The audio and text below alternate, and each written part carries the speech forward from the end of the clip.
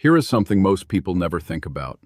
Everyone knows about Good Friday, the cross, the nails, the darkness. Everyone knows about Easter Sunday, the empty tomb, the angels, the greatest comeback in history.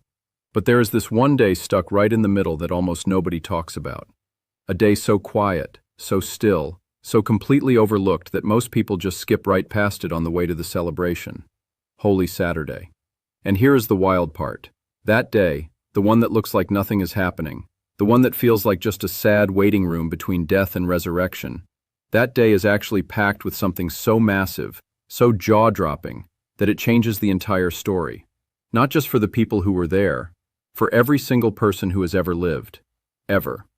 What was happening inside that tomb while the stone was sealed and the guards were posted and the disciples were hiding behind locked doors? What was Jesus actually doing in those hours between death and rising? Because here is what nobody told you. He was not resting. He was on a mission. And once you understand what that mission was, you will never look at Holy Saturday the same way again. Stick with me, because this is about to get seriously mind-blowing. Section 1. The World They Left Behind. To really get why Holy Saturday matters so much, you have to understand what the world felt like on that day for the people who were there. Think about the disciples for a second. These were regular guys, fishermen, tax collectors, everyday people who had dropped everything to follow Jesus. They had watched him heal blind people. They had seen him walk on water. They had been right there when he called a dead man named Lazarus out of a tomb, 4 days after he was buried, and Lazarus just walked out like it was nothing. They believed this was the one, the promised Messiah, the person who was going to fix everything. And then in less than 24 hours, everything collapsed. Jesus was arrested in the middle of the night. He was beaten so badly his own friends could barely recognize him. He was nailed to a cross in front of a crowd that was screaming for his death. And by late afternoon on Friday, it was over. He was dead. His body was taken down, wrapped in cloth, carried to a stone tomb, and sealed inside. A giant stone was rolled across the entrance. Guards were posted outside. And just like that, the man they thought would change the world was gone. Now it is Saturday morning. The disciples are hiding. The doors are locked. They are terrified that whatever happened to Jesus might happen to them next. Their hope is not just damaged, it is completely shattered. From where they are sitting, the story is over. They lost. The streets of Jerusalem feel different, heavy, like everyone can feel that something terrible has happened, but nobody quite knows what to do with it. The city that had been buzzing with Passover celebrations just days before now carries this thick, unspoken grief. And the tomb sits there, sealed, quiet, with a giant stone that nobody is moving. That is the world of Holy Saturday from the outside. But here is what nobody standing outside that tomb could see. Section 2. The Mission Underground. This is the part that changes everything. The Church has taught for thousands of years, all the way back to the very first followers of Jesus, that when Christ died on that cross, his body went into the tomb, but he did not stop moving. There is an ancient statement of Christian faith called the Apostles' Creed, and Christians around the world have been saying it out loud for centuries. And right in the middle of it are these words: He descended into hell. Now before that word throws you off, understand what it actually means. It is not describing a place of fire and punishment. The original word being used here points to the place of the dead, the hidden realm, the place where every human soul that had ever died was waiting, a kind of holding place, like the world's longest waiting room, where generation after generation had gone after death, longing for something they could not yet reach. Think about it this way. Every person who ever lived and died before Jesus came, from Adam and Eve all the way through thousands of years of human history, every soul that had lived in hope and faith, Abraham, Moses, David, the prophets who had spoken about a coming Savior without ever meeting him, all of them were there, waiting. And on Holy Saturday, Jesus came to them. Not as a prisoner, not as someone who had lost. He came the way a rescuer shows up after a disaster. He came with news, the kind of news those souls had been waiting for longer than any of us can wrap our heads around.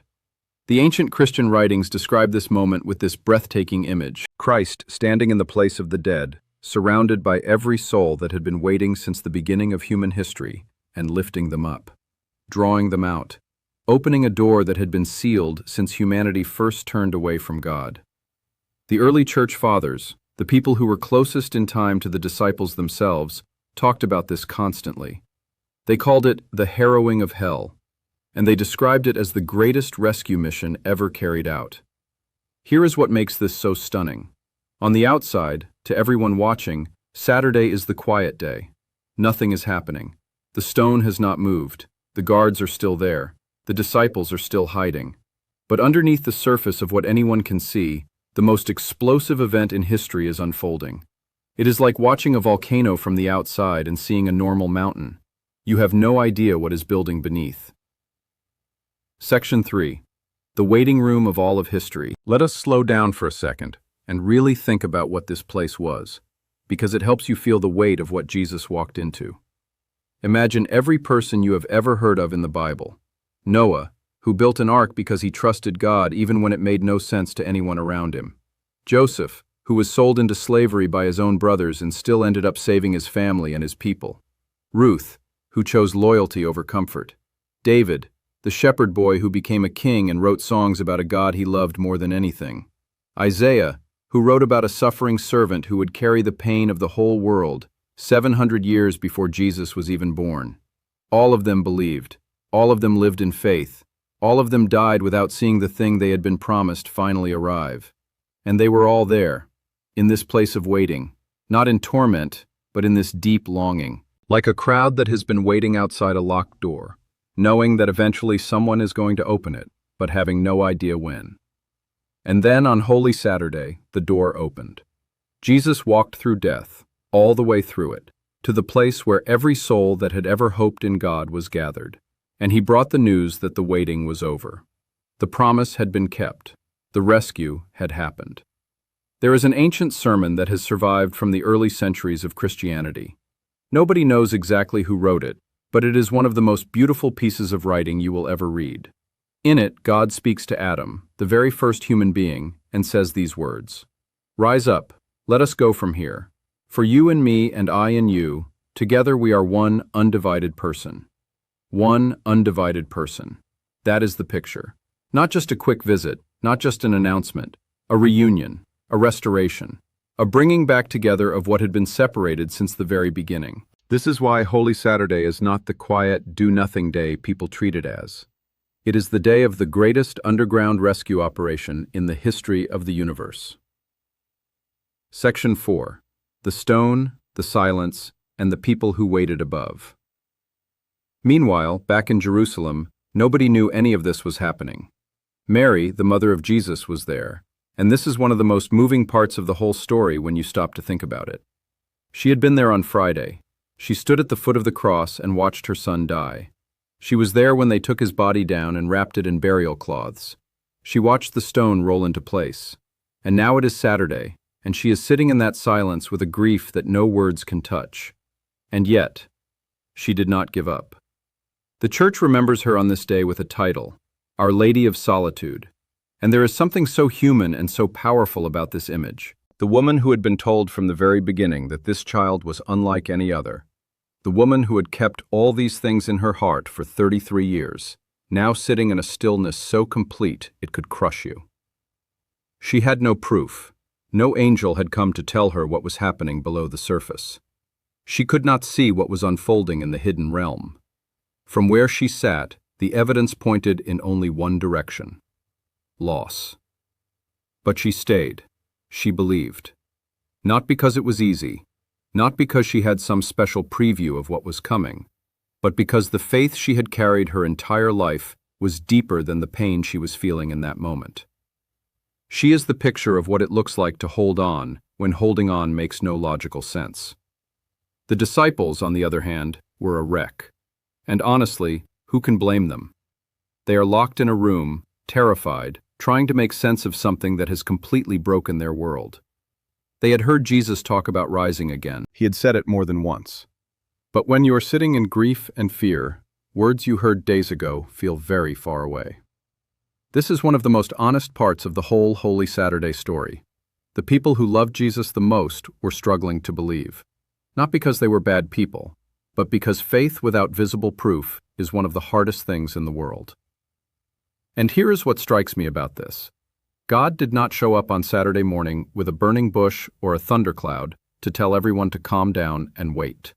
He let them sit in the silence. He let them wrestle with the uncertainty. Because sometimes the silence is not the absence of God working. Sometimes the silence is the space where trust gets built. Section 5. What this day is actually asking you. Now here is where this gets personal.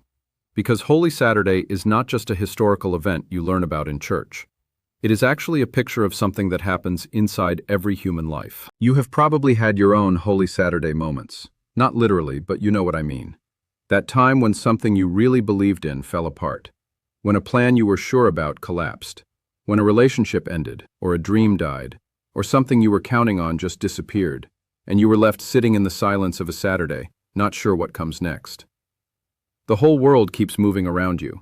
People are going about their regular lives, but inside, you are in that locked room with the disciples, trying to understand how what you believed could possibly still be true. Holy Saturday says something really important to those moments. The silence is not the end of the story. What looks like a sealed tomb with a guard posted outside is not the final word. Underneath the surface of what you can see, something is moving. Something is being built. A victory is being prepared that will look completely impossible right up until the moment it arrives. The disciples had no idea that while they were hiding in that room, the greatest rescue mission in history was being carried out. Mary had no idea that while she was sitting in her grief, the promise she had held on to for 33 years was being fulfilled in ways no human eye could witness. This is what makes Holy Saturday one of the most important days in the entire Christian year. Not because it is loud, not because it is dramatic, but because it teaches you something about the nature of God that the happy days cannot teach you as well. God works in the silence. God works in the waiting. God works in the places that look, from the outside, like nothing is happening at all. The altar in the church is bare on Holy Saturday. No decorations, no candles, no flowers. The church leaves it stripped on purpose, not to be sad for the sake of being sad, but to be honest about what it feels like to sit in that in-between space. To not rush past the Saturday to get to the Sunday, to let the silence mean something. Because if you skip straight from Friday to Sunday, you miss the lesson that Saturday teaches. And the lesson is this: even when you cannot see it, even when there is no sign and no proof and nothing feels like it is moving, God is still working. The story is not over. The stone has not said the final word. Section 6. The night everything changed. As Saturday stretches into evening, something begins to shift. The church gathers for what is called the Easter Vigil, and it starts the way Saturday felt all day, in total darkness. No lights, no music, just a group of people sitting together in the dark, carrying the weight of everything the last 2 days have meant. And then, outside the church, a single fire is lit. From one small flame, a candle is lit, the Paschal candle, and that one candle is carried into the dark church. Slowly, one by one, the light passes from person to person, candle to candle, until the whole room is glowing. It is one of the most stunning images in all of Christianity. The way light spreads. The way one flame becomes hundreds. The way darkness does not fight back, it just fades. It cannot survive the presence of light. It has no choice but to retreat. And then the great proclamation goes out into the night. Christ is risen. Everything that was sealed behind that stone, everything that was hidden in the silence of Saturday, everything that no human eye could see happening in the depths of the realm of the dead, it all comes rushing into the open. The silence breaks. The waiting ends. The rescue mission is complete. The souls that had been waiting since the beginning of human history, the disciples locked in their room, Mary sitting alone in her grief, the guards standing outside a tomb they thought was permanently sealed. Everything shifts. The tomb is not a tomb anymore. It is a doorway. And death is not a wall anymore. It is a passageway. Because someone went all the way through it, all the way down to the very bottom of what death means, to the place where every human soul has ever gone, and then came back. Not dragged back, not barely surviving, but victorious, rising with a life that nothing in the universe could hold down. This is what Holy Saturday was carrying the whole time. Beneath the silence, beneath the sealed stone, beneath the grief and the fear and the confusion of the disciples, this is what was building. This is what the stillness was holding. And here is the thing that should genuinely stop you for a moment.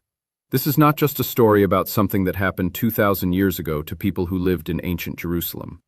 This is the story that gives every Holy Saturday in your own life its meaning. Whatever silence you are sitting in right now, whatever feels sealed off, finished, impossible, over. This story says there is something you cannot see happening beneath the surface. The rescue mission is not canceled. The story is not finished. The stone has not said the last word. Holy Saturday was not quiet at all. It was the loudest day in the history of the universe. We just could not hear it yet. If this video hit different for you, drop a like and subscribe so you never miss one of these deep dives. Hit the notification bell so you are always the first to know when something new drops. Now I want to hear from you. Have you ever been in your own Holy Saturday moment? That space where everything felt over and you had no idea what was coming next? Tell me about it in the comments below.